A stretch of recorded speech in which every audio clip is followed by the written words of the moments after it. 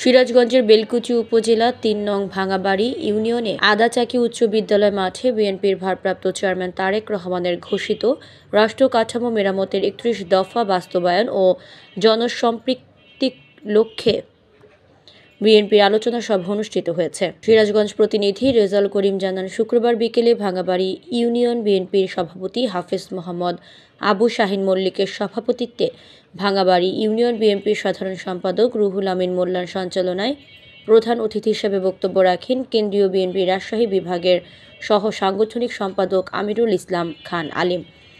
বিশেষ অতিথি ছিলেন বেলকুচি উপজেলা বিএনপির আহ্বায়ক নুরুল ইসলাম গোলাম, বেলকুচি পৌর বিএনপির আহ্বায়ক কাজী আলতাফ হোসেন।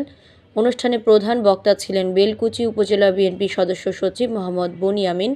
বিশেষ বক্তা ছিলেন বেলকুচি পৌর বিএনপির সদস্য মনোয়ার হোসেন শামীম, বেলকুচি উপজেলা বিএনপির সদস্য কেরামত আলী তালুকদার।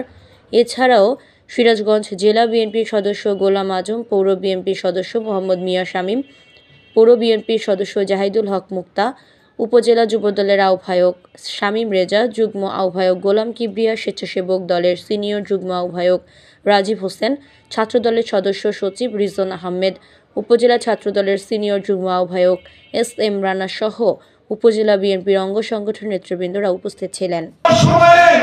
যে ধরনের লুটপাট হয়েছে বিভিন্ন প্রতিষ্ঠান থেকে, উন্নয়নমূলক কর্মকাণ্ড থেকে, আমি পরিষ্কার ভাষায় বলে দিতে চাই, আমার নেতা দেশনায়ক তারেক রহমানের নেতৃত্বে এই ৩১ দফার মাধ্যমে আমরা বাংলাদেশে যে রাজনৈতিক পরিবেশ